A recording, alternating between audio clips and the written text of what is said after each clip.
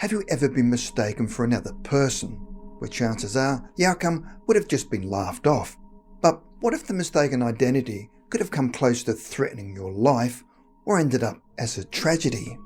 The following two stories are about mistaken identities with serious outcomes. James Stewart and Thomas Burke. Following a conviction of forgery at the age of 16, James Stewart was initially sent to the British Penal Colony in Sydney, Australia, where he served almost 12 years. He was given his ticket of leave, which was a document granting certain concessions, especially leave to a prisoner or convict who had served part of their time. Sometime during the late 1840s, Stewart made his way to New York and met up with numerous shady characters and began a life of crime. He later made his way to San Francisco, and by this time had gained the nickname English Jim. In 1850, Stewart took the life of Sheriff Charles Moore near Foster Bar in Yuba County, California, and stole $4,000 from his home, but was arrested for taking his life in December 1850, but just a few days later managed to escape from jail.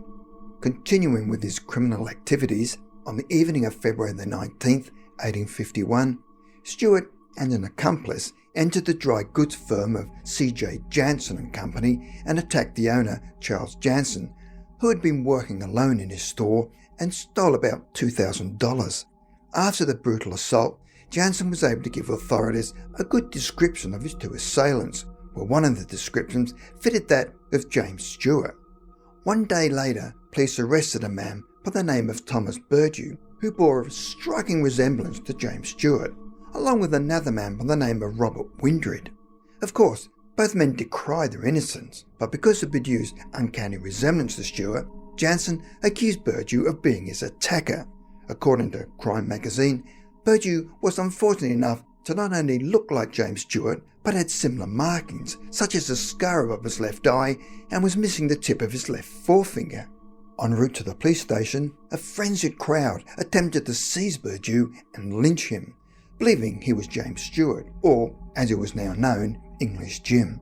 On Saturday, February the 21st, 1851, Burke appeared before Justice Shepard at a courthouse in San Francisco, where he attempted to establish an alibi for the time of the Jansen attack and plead his innocence. However, a crowd of vigilantes outside the courthouse again tried to seize Burke in order to hang him, but their efforts were again thwarted.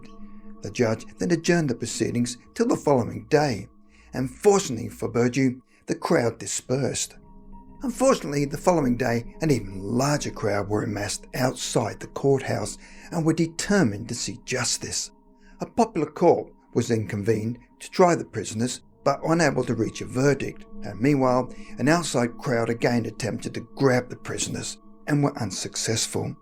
The men spent the following week behind bars, and then on March the 14th, they appeared in front of another judge in the district court by the name of Parsons, who found both Burke and Windred guilty of the attack on Jansen and sentenced both men to 14 years jail.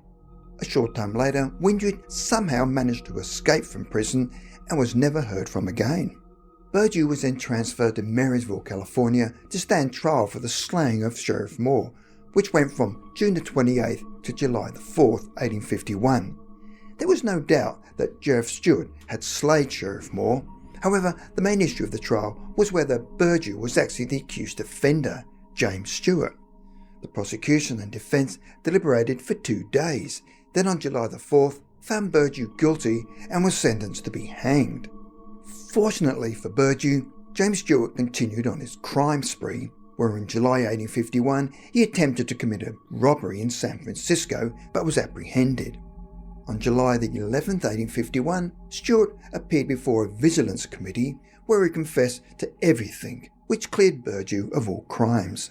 A short time later, Stewart was executed and Burke was released and returned to San Francisco, where his conviction was officially annulled, and Governor John McDougall pardoned him. Had James Stewart decided to go straight and give up his life of crime, Burke would certainly have been hanged for another man's crime. Whitney Serac and Laura Van Ryn. On April the 26th, 2006, a van carrying 9 students and staff collided with a large vehicle on Interstate 69 in Indiana, where 5 people lost their lives. 2 students who were involved in the fatal accident were Whitney Serac and Laura Van Ryn, who were both sitting close together, where both had similar features with blonde hair. Van Ryn lost her life instantly, and Serac survived with head injuries and broken bones. When paramedics reached the 2 young women, they found Laura Van Ryn's purse near Serac and assumed that Whitney Serac was the deceased Van Ryn. A short time later, the police had the distressing task of telling the parents of Whitney Serac that her daughter was deceased, but at the same time, the parents of Laura Van Ryn were told their daughter was seriously injured and immediately rushed to her bedside. On viewing the patient, they saw that she was in a coma with a swollen face and had no reason to question the hospital that this was not their daughter. 5 weeks then passed where one family was mourning the death of their daughter, whilst the other lived with the hope that their badly injured daughter would recover. When a person initially comes out of a coma, even a 2-week coma, they do not immediately recover all their full faculties, but after a 5-week coma, they would be totally confused and on most accounts would not make much sense. But even with the patient in a confused state, the Van Ryn family started to suspect that something was not quite right when they visited her, which they shared with the hospital staff.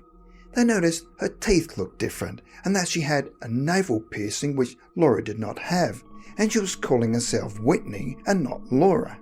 The patient accused her parents of being false parents, and she told her sister that her real parents' names were Newell and Colleen. Then further suspicions started to arise about her real identity, where she would make comments that were inconsistent with Laura. And then her school roommates started to question certain physical discrepancies. One day, staff asked her to write down a name, and to the utter shock, she wrote down the name Whitney Serac and not Laura Van Ryn. The hospital now had the unenviable job of advising the parents of each of the young women that the tragedies are now reversed.